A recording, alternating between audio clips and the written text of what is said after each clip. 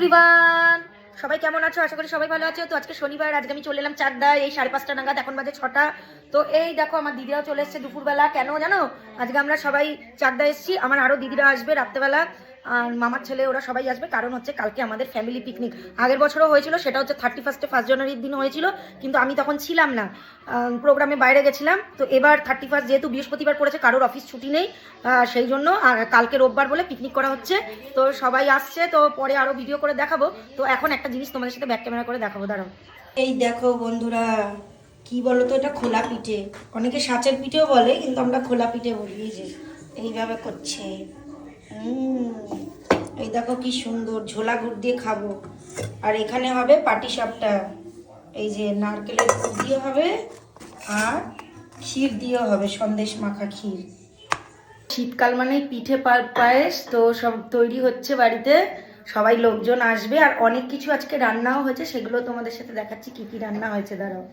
এই যে দেশি মুরগি, এই দেখো দেশি মুরগির ঝোল, এই যে দেশি মুরগির ঝোল।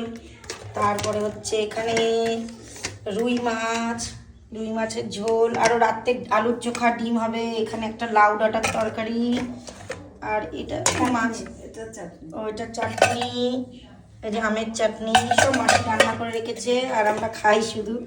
এটা কিছুর জন্য রেখেছে জানি না, মনে হয় মূলোর বড়া করবে, মূলোর বড়া হবে, আর ডিমও হবে রাত্রেবেলা, ডিমের মামলেট চোখা। আচ্ছা, গ্লাসের চাটা সব খাচ্ছে, আর বাপনদা খাচ্ছে কি দুধ চা স্পেশাল। তো গাইস, আমরা এখন সন্ধ্যাবেলা চা সিঙ্গারা খাচ্ছি। তো গাইস, আমরা এখন চা সিঙ্গারা খাচ্ছি, ঘুম থেকে উঠে ওদের শীত করছে।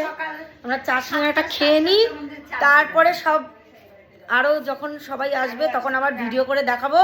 এখন মতো টাটা না, টাটা না, আগে সিঙ্গারাটা খেয়ে টেস্ট করে বলি। কেন না, হেভি টেস্ট সিঙ্গারাটা। চা সিঙ্গারা তো খেলাম গাইজ, আসার সময় সিঙ্গারা নিয়ে এসেছিলাম গরম গরম, তো খাওয়া হলো।